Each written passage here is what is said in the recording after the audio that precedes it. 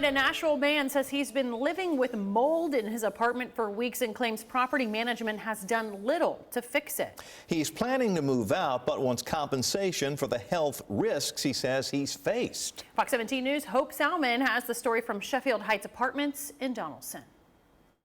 The people who live here say they first noticed mold in the duct cover, then in the duct, and throughout the house.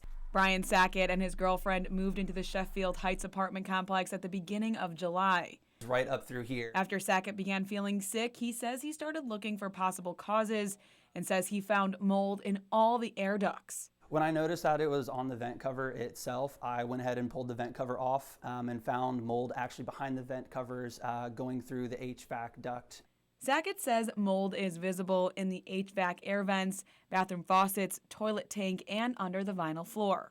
I've reached out to the leasing office as well as the management at the apartment complex as well. For 2 weeks since he noticed the mold, Sackett says he sent emails with his concerns, but the only response he's received was a maintenance person coming by to replace the duct covers. When I was on the property, I went to the leasing office. I was told the matter was being handled by the legal team and that Sackett would receive a reply. I can't deal with that. Sorry about that. However, when the manager learned I was a reporter, she refused to answer any of my questions.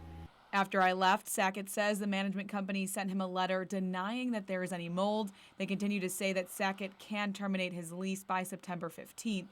They also say in the letter that Sackett is not allowed back into the leasing office. The leasing office and management company have not replied to my requests.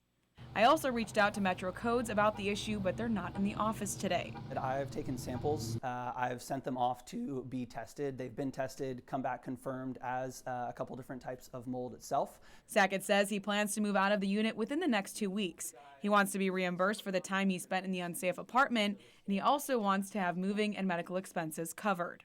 Reporting in Nashville, Hope Salmon, Fox 17 News, your Code Red Station.